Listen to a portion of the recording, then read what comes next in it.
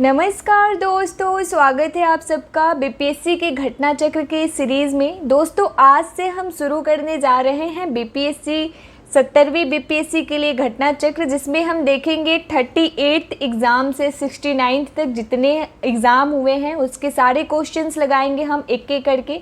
तो हम शुरू करेंगे प्राचीन भारत के इतिहास से, ये हमारा पार्ट 1 होगा। तो आप एक एक करके देखते चलिएगा क्योंकि एग्ज़ाम बहुत नज़दीक है और घटना चक्र से स्पेशली हर साल रिपीटेड क्वेश्चंस बहुत आते हैं। किसी भी पीसीएस एग्ज़ाम में अगर उठा के आप देखेंगे तो बहुत क्वेश्चंस आते हैं, इसलिए हमारे लिए घटना चक्र बहुत ही महत्वपूर्ण हो जाता है। अगर आपको इसका पीडीएफ चाहिए हो तो डिस्क्रिप्शन में जो लिंक दिया हुआ है टेलीग्राम का, आप वहाँ से जाके डाउनलोड कर लेना। मैं पीडीएफ वहाँ पे पुट कर देती हूँ। हम इसके एक्सप्लेनेशन को भी अच्छे से समझेंगे और चीज़ों को सही वे में सीरीज़ वाइज सीरीज़ करते चलेंगे, ठीक है। तो आप पेशेंसली इसको देखना और जब तक एग्ज़ाम ना आ जाए तब तक आप अच्छे से रिवीजन करते रहना, ठीक है। तो चलिए शुरू करते हैं आज हमारे प्राचीन भारत के इतिहास से और देखते हैं कि पीवाईक्यू में कैसे कैसे क्वेश्चंस पूछे हैं और उन चीज़ों को हम समझते चलेंगे ताकि हमें एक ओवरऑल आइडियाज़ लग सके कि हाँ ऐसे बेस पे क्वेश्चन पूछे जा रहे हैं बीपीएससी में, और जब क्वेश्चन रिपीट हो तो हम उसको करने में सक्षम हो पाए, ठीक है। चलिए शुरू करते हैं। पहला क्वेश्चन है प्राचीन भारत के इतिहास का कि भारत में पशुपालन एवं कृषि के प्राचीनतम साक्ष्य प्राप्त हुए हैं। ऑप्शन ए अंजीरा से, बी दम्बसदात से, सी किलीगुल मोहम्मद से, डी मेहरगढ़ से और ई है उपर्युक्त में से कोई नहीं या उपर्युक्त में से एक से अधिक। ये जो ऑप्शन होता है बहुत कंफ्यूजिंग होता है। इसमें पहला तो ये होता है कि इन चारों में से कोई नहीं होगा, और ये भी इसका ये उपर्युक्त में से एक से अधिक का मतलब होता है कि एक साथ साथ दो आंसर हो सकते हैं, ठीक है। तो इसका आंसर हो जाएगा डी, मेहरगढ़ से जो है पशुपालन एवं कृषि के प्राचीनतम साक्ष्य प्राप्त हुए हैं, ठीक है।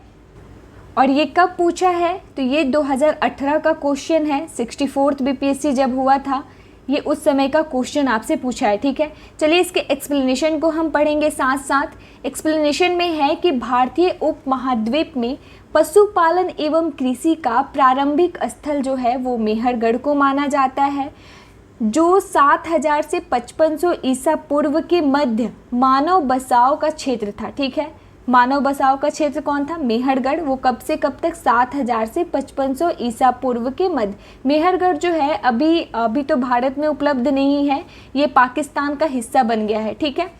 कुछ विद्वान जो है वो मेहरगढ़ में पशुपालन का काल 2500 ईसा पूर्व से मानते हैं, ठीक है।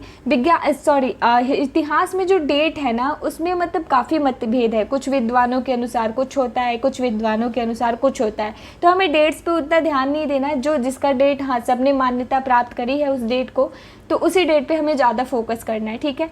नवीनतम खोजों के आधार पर भारतीय उपमहाद्वीप में प्राचीनतम कृषि साक्ष्य वाला स्थल उत्तर प्रदेश के संत कबीर नगर जिले में स्थित है। संत कबीर नगर जिले में जो लहुरा देव है, नाम सुना होगा आपने, उत्तर प्रदेश में ये स्थित है। वहाँ पे जो नवीनतम खोजों के आधार पर भारतीय उपमहाद्वीप में प्राचीनतम कृषि साक्ष्य वाला स्थल है, क्योंकि मेहरगढ़ तो अब पाकिस्तान का हिस्सा बन गया है। तो अगर आपसे कभी पूछे कि भारत में कौन सा प्राचीनतम कृषि साक्ष्य वाला स्थल है तो वो हो जाएगा आपका उत्तर प्रदेश के संत कबीर नगर जिले में स्थित लहुरा देव, ठीक है। यहाँ से 7000 ईसा पूर्व से 9000 ईसा पूर्व के मध्य मानव के बसने तथा निश्चित तौर पर 6400 ईसा पूर्व के चावल के साक्ष्य प्राप्त हुए हैं। ये क्वेश्चन आगे चलिएगा तो देखने को मिलेगा कि ये भी पूछा है कि चावल के साक्ष्य कहाँ से प्राप्त हुए हैं। तो इसका आंसर क्या होगा? तो उत्तर प्रदेश के संत कबीर नगर जिले में जो लहुरा देव स्थित है वहाँ से चावल के साक्ष्य प्राप्त हुए हैं, ठीक है। उल्लेखनीय है कि इस नवीनतम खोज के पूर्व भारतीय उपमहाद्वीप का प्राचीनतम कृषि साक्ष्य वाला स्थल मेहरगढ़ था, जो अब पाकिस्तान के बलूचिस्तान में स्थित। यहाँ से 7000 से 5500 ईसा पूर्व गेहूं के साक्ष्य मिले हैं, ठीक है।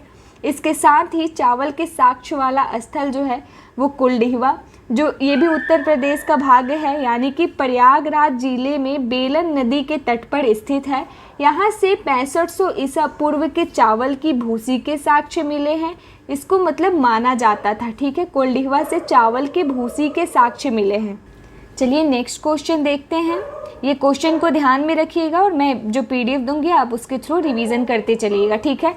सेकंड क्वेश्चन हमारा कि निम्नलिखित में से किसको कैल्कोलिथिक युग भी कहा जाता है। इसका ऑप्शन है ए पूरा-पाषाण युग, बी नवपाषाण युग, सी ताम्रपाषाण युग और डी लौह युग। तो इसका आंसर हो जाएगा सी, ताम्रपाषाण युग को जो है कैल्कोलिथिक युग भी कहा जाता है। ध्यान में रखिएगा, इसको बार बार पढ़िएगा और याद करिएगा। कैल्कोलिथिक युग किसे कहा जाता है, तो ताम्रपाषाण युग को कहा जाता है। क्यों कहा जाता है, चलिए एक्सप्लेनेशन में देखते हैं। एक्सप्लेनेशन में जो है वो ताम्रपाषाण युग को यहाँ पे लिखा है कैल्कोलिथिक युग भी कहा जाता है।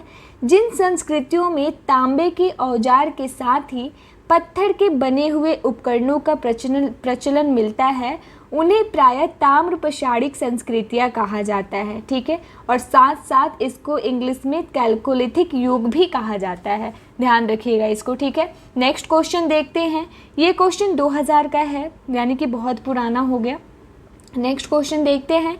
नेक्स्ट क्वेश्चन जो है वो हड़प्पा में मिट्टी के बर्तनों पर सामान्यतः किस रंग का उपयोग हुआ था। हम बहुत बार पढ़ते हैं हड़प्पा सभ्यता, इसीलिए ना कहा जाता है कि ज़्यादातर हमें एग्ज़ाम के पहले क्वेश्चन सॉल्व करने चाहिए, ताकि हमें मतलब क्वेश्चन सॉल्व करने से क्या होता है ना कि हमें चीज़ें याद हो जाती हैं लॉन्ग रन के लिए, क्योंकि हम यहाँ पे समझ रहे होते हैं, पढ़ रहे होते हैं।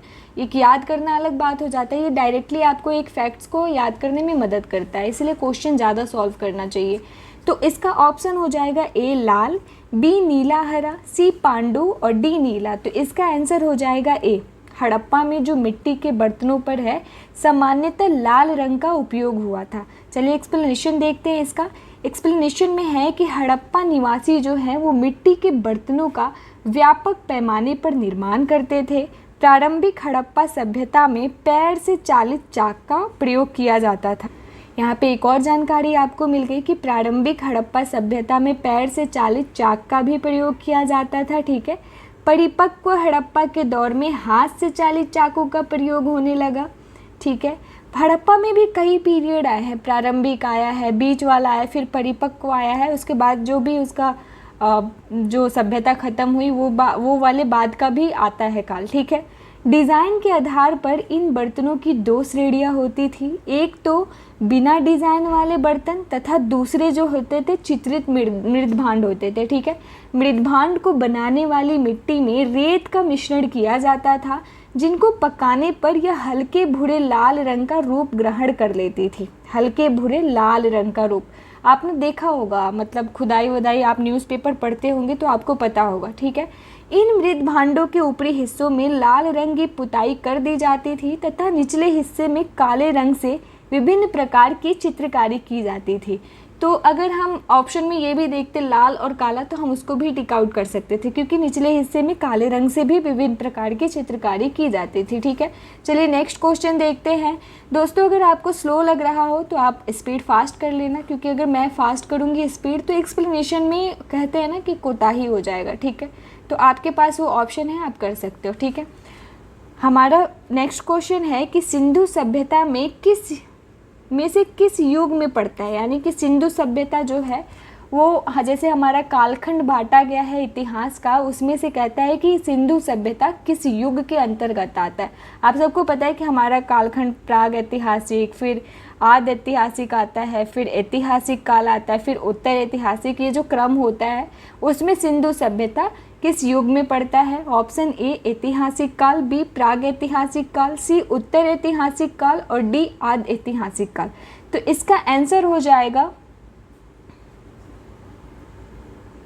डी आदि ऐतिहासिक काल। ये हम खुद से गेस कर सकते हैं, क्योंकि आदि ऐतिहासिक काल का मतलब जो होता है कि वहाँ पे लेखन कला तो विद्यमान थी, लिपियाँ तो हमें मिली ही मिली है, लेकिन उसको अभी तक कोई पढ़ नहीं पाया है, ठीक है। तो उसको हम आदि ऐतिहासिक काल मानते हैं, जहाँ पे लेखन कला तो विद्यमान थी, लेकिन जो भी हमें साक्ष्य प्राप्त हुआ है, हम अभी तक ना ही सिंधु सभ्यता की, अभी जो भी हड़प्पा सभ्यता में जो लेखन मिला है हमें, हम लोग अभी तक कोई भी नहीं पढ़ पाया है दुनिया में। आगे देखते हैं क्या होता है, इसीलिए आदि ऐतिहासिक काल में आता है, ठीक है।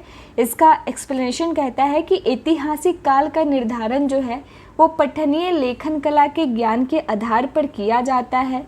लेखन कला के ज्ञान से पहले का कालखंड प्राग ऐतिहासिक कालखंड होता है, या जिसमें लेखन नहीं होता था वो प्राग ऐतिहासिक होता है।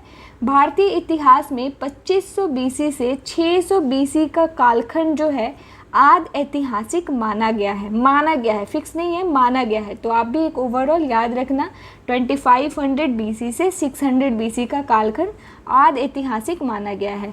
सिंधु सभ्यता जो है आद ऐतिहासिक काल की सभ्यता है, क्योंकि जो हमने अभी बात करी कि यहाँ पर लेखन कला का ज्ञान तो है परंतु अभी तक इसे पढ़ा नहीं जा सका है। ठीक है, चलिए नेक्स्ट क्वेश्चन देखते हैं। नेक्स्ट क्वेश्चन है कि सिंधु घाटी सभ्यता की सबसे महत्वपूर्ण विशेषता क्या है? ऑप्शन ए सबसे महत्वपूर्ण विशेषता, ऑप्शन ए पक्की ईंटों से बनी इमारत, बी प्रथम असली मेहराब, सी पूजा स्थल, डी कला और वास्तुकला, और ई है उपर्युक्त में से कोई नहीं या उपर्युक्त में से एक से अधिक।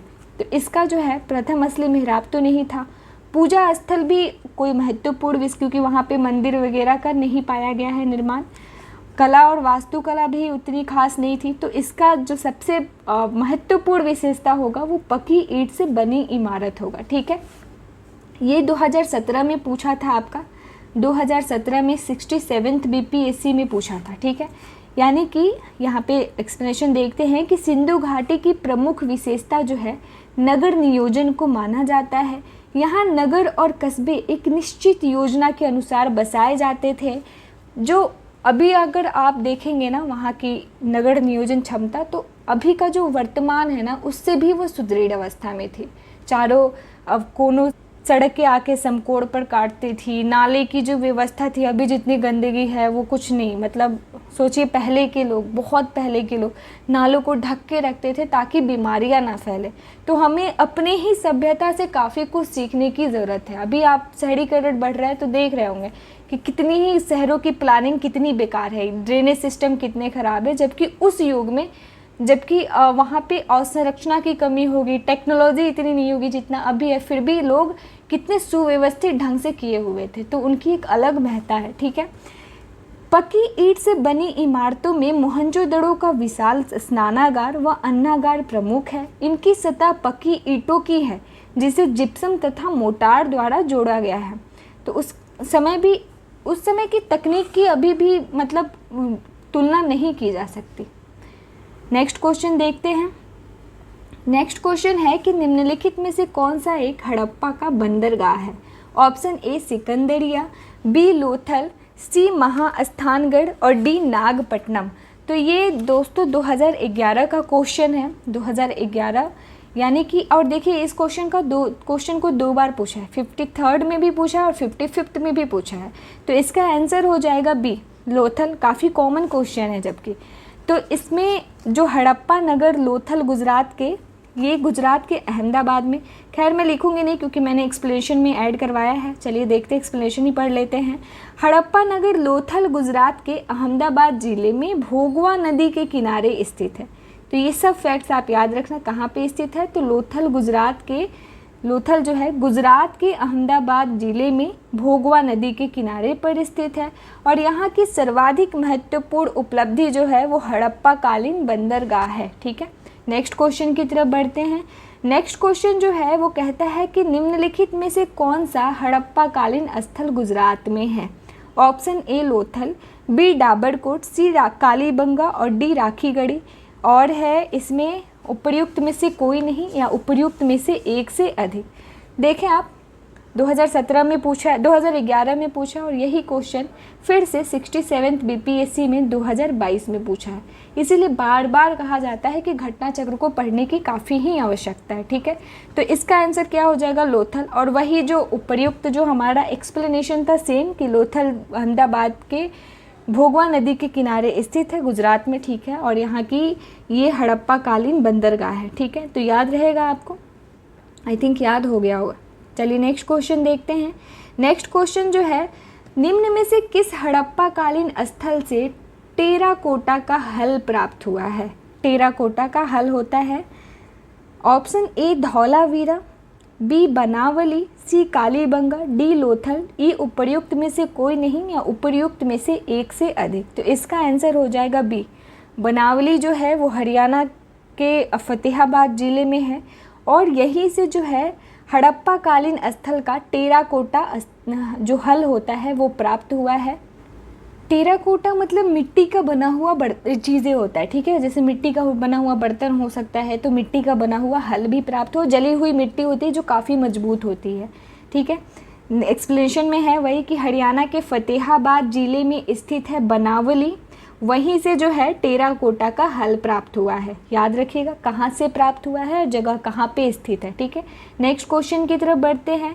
नेक्स्ट क्वेश्चन है कि निम्न में से किस हड़प्पन नगर में जूते हुए खेतों के निशान मिले हैं, यानी कि खेत वहाँ पे जोता जाता है जो खेत कृषि से पहले, उसके निशान मिले हैं। Option A Kalibangan, B Dholavira, C Mohenjodaro और डी लोथल और ई उपर्युक्त में से कोई नहीं या उपर्युक्त में से एक से अधिक, ठीक है। ये 2016 का क्वेश्चन है और ये भी रिपीटेड क्वेश्चन है, इसे भी 2 बार पूछा जा सका है, मतलब कि यानी कि 60 और 62 बीपीएससी में पूछा जा चुका है, ठीक है।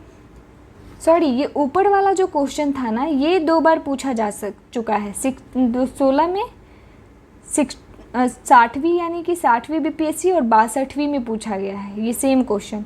ये जो क्वेश्चन है ना यहाँ पे जूते हुए खेतों के निशान, ये आपको 2020 का क्वेश्चन है जो कि 66 बीपीएससी में पूछा है, ठीक है।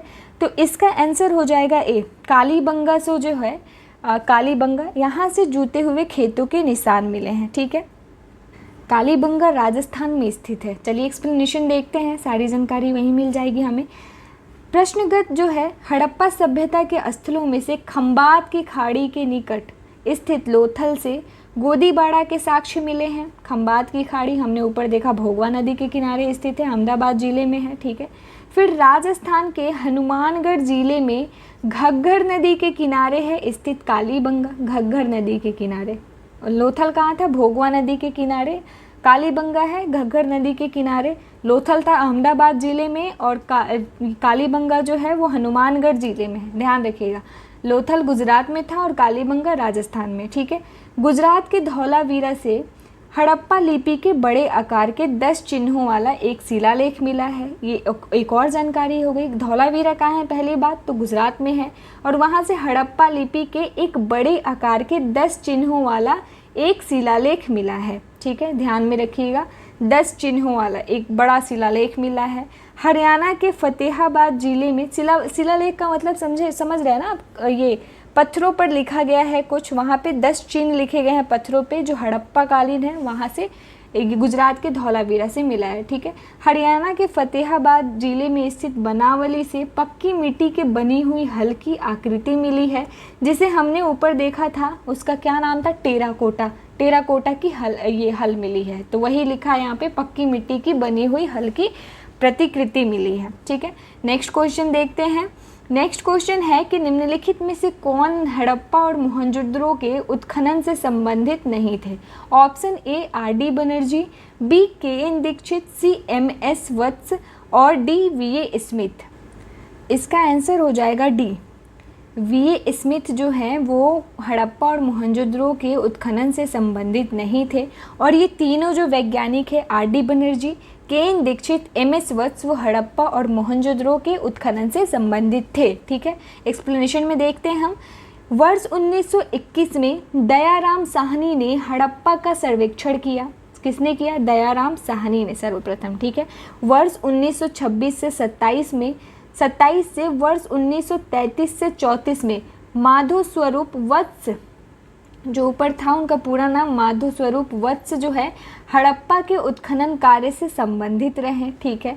मोहनजोदड़ो की खोज सर्वप्रथम वर्ष 1922 में रखालदास बनर्जी ने की तथा इसके पुरातात्विक महत्व ही और ध्यान आकर्षित किया। पुरातात्विक जो महत्व था उनका ध्यान आकर्षित किया।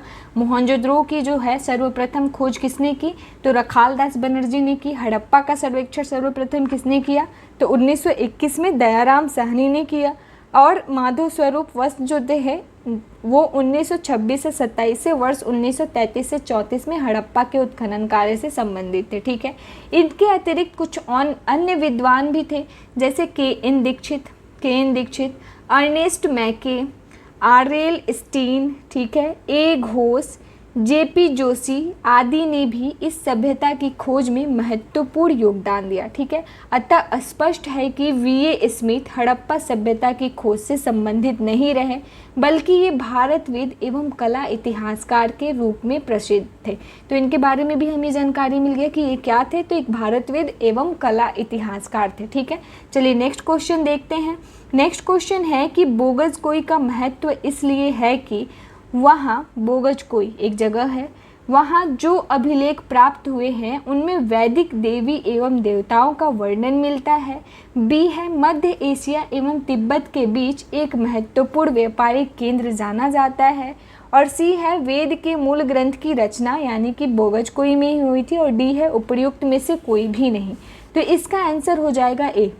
बोगजकोई का महत्व तो इसलिए है दोस्तों क्योंकि वहाँ जो अभिलेख प्राप्त हुए हैं उनमें वैदिक देवी एवं देवताओं का वर्णन मिलता है। ठीक है, ये बाकी दोनों ऑप्शन गलत हो गए आपके। ठीक है, इसका एक्सप्लेनेशन देखते हैं। एक्सप्लेनेशन में है कि बोगजकोई यानी कि एशिया माइनर से 14वीं शताब्दी ईसा पूर्व के कुछ अभिलेख मिले हैं। इस अभिलेख में ऐसे राजाओं का उल्लेख आया है जिनके नाम आर्यों जैसे थे और जो संधियों के साक्ष्यों तथा रक्षा के लिए इंद्र, मित्र, वरुण एवं नाशत्य देवताओं का आह्वान करते थे। इससे ज्ञात होता है कि वैदिक आर्य ईरान से होकर ही भारत आए होंगे। तो यहाँ पे एक वैदिक देवी देवताओं के बारे में और आर्यों के बारे में यहाँ पे उल्लेख मिला है। ठीक है, नेक्स्ट क्वेश्चन देखते हैं। नेक्स्ट क्वेश्चन है कि प्रसिद्ध 10 राजाओं का युद्ध किस नदी के तट पर लड़ा गया। ये सब थोड़े ओल्ड क्वेश्चन है, यानी कि ऊपर वाला जो क्वेश्चन था वो आपका 1994 में पूछा हुआ है, ये वाला 1997 से 1998 में पूछा हुआ है 2 बार। तो इसका ऑप्शन ए है गंगा, बी है ब्रह्मपुत्र, सी कावेरी और डी पुरुषनी। तो आप इसके बारे में पढ़े होंगे कि ये पुरुषनी यानी कि यहाँ पे जो है प्रसिद्ध 10 राजाओं का युद्ध लड़ा गया था, जिसमें वर्तमान में रावी कहते हैं पुरुषनी को, और जिसमें भरतों के राजा सुदास ने 10 राजाओं के एक संघ को हराया था। ठीक है, एक्सप्लेनेशन देखते हैं इसका। एक्सप्लेनेशन है कि 10 राज्य युद्ध यानी कि 10 राजाओं का युद्ध इसको कहा जाता है। पुरुषनी नदी यानी कि वर्तमान में रावी के तट पर लड़ा गया, जिसमें भरतों के राजा सुदास ने 10 राजाओं के एक संघ को हराया। इस संघ में आर्यों के प्रमुख जन अनु, दु, यदु, पुरु, तुर्वसु, यत तथा 5 लघु जनजातियों का समूह सम्मिलित था, जिसके पुरोहित जो थे वो विश्वामित्र थे। ये ध्यान में रखिएगा, कौन थे? विश्वामित्र जो थे इसके पुरोहित थे। ठीक है, और इस संघ में आर्यों के जो प्रमुख जन थे वो भी याद रखिएगा, अनु, दु, यदु, पुरु और तुर्वसु। ठीक है, ये बार बार पढ़िएगा ना तो आपको खुद याद हो जाएगा। ठीक है, चलिए नेक्स्ट क्वेश्चन देखते हैं। नेक्स्ट क्वेश्चन है कि ऋग्वेद का कौन सा मंडल पूर्णतः सोम को समर्पित है। ऑप्शन ए 7वां मंडल, बी 8वां मंडल, सी 9वां मंडल और डी है 10वां मंडल। तो इसका आंसर हो जाएगा सी। 9वां मंडल जो है वो पूर्णतः एक सोम पौधा था उस समय का, जिससे मदिरा पान किया जाता था, वो सोम को समर्पित है और इसकी पूजा भी की जाती थी। ठीक है, चलिए इसका एक्सप्लेनेशन देखते हैं कि ऋग्वेद में कुल 10 मंडल है। ठीक है, 9वें मंडल के सभी 114 मंत्र, यहाँ पे ये भी है कि 9वें मंडल में कितने मंत्र हैं, तो 114 मंत्र हैं और वो सोम को समर्पित है। सोम आर्यों का मुख्य पेय था जिसे मूजवंत पर्वत से प्राप्त किया जाता था। और ऋग्वेद के 10वें मंडल में 4 वर्णों की उत्पत्ति का उल्लेख है। यहाँ पे 10वें मंडल का भी बता दिया कि यहाँ पे 4 वर्णों की उत्पत्ति जो थे, 4 वर्ण ऋग्वेद के समय, उनका उल्लेख किया गया है। ठीक है, नेक्स्ट क्वेश्चन देखते हैं। नेक्स्ट क्वेश्चन है कि ऋग्वेद संहिता का 9वां मंडल पूर्णतः किसको समर्पित है। देखिए थोड़ा सा भाषा चेंज किया है बट क्वेश्चन आपको वही पूछ दिया है जो 1997 में पूछा है, वो आपको ये फिर से पूछ दिया है 1995, यानी कि दोनों बार ये रिपीट हुआ है क्वेश्चन। तो इसका ऑप्शन है इंद्र और उनका हाथी, बी उर्वशी एवं स्वर्ग और सी हमने जैसे देखा, इसको तो हम कर चुके, पौधे और जड़ी बूटियों से संबंधित सोम और इस पेय पर नामकृत देवता जो भी थे वो 9वां मंडल जो है पूर्णतः इसको समर्पित है। इसमें कितने मंत्र थे, तो 114 मंत्र थे कुल, और इसमें सोम और इस पेय पर समर्पित है। ठीक है, यहाँ पे उपर्युक्त प्रश्न की व्याख्या हमने देख लिया है ऑलरेडी, तो डिस्कस करने का कोई मतलब नहीं है। हमारा नेक्स्ट क्वेश्चन है कि गायत्री मंत्र किस पुस्तक से मिलता है। ऑप्शन ए उपनिषद, बी भगवत गीता, सी ऋग्वेद और डी यजुर्वेद। तो इसका आंसर हो जाएगा सी, ऋग्वेद से मिलता है। हम सबको पता है कि गायत्री मंत्र ऋग्वेद के दसम मंडल से लिया गया है, और तृतीय मंडल, दसम मंडल तो चारों वर्णों को लिखित है, तृतीय मंडल से लिया गया है।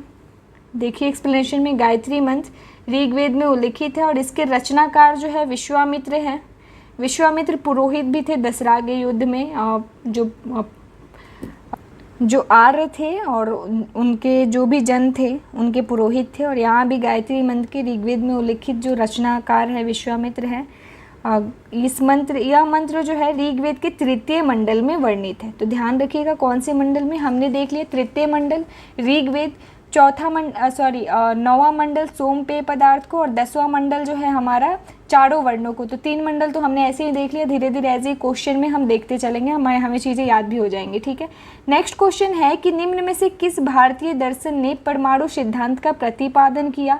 ऑप्शन है ए योग, बी न्याय, सी सांख्य और डी वैशेषिक, या ई है उपर्युक्त में से कोई नहीं, या उपर्युक्त में से एक से अधिक। ठीक है, तो दोस्तों मैं अभी के लिए इतना ही रखती हूँ, क्योंकि अगर ड्यूरेशन लंबा होगा तो आपको इंटरेस्ट नहीं आएगा। अगर आप बोलेंगे तो अगर जैसे जैसे मुझे लगेगा कि बढ़ाना चाहिए नंबर ऑफ़ क्वेश्चंस तो मैं बढ़ा दूँगी। ठीक है, तो आशा करती हूँ कि आज का ये वीडियो पसंद आया होगा।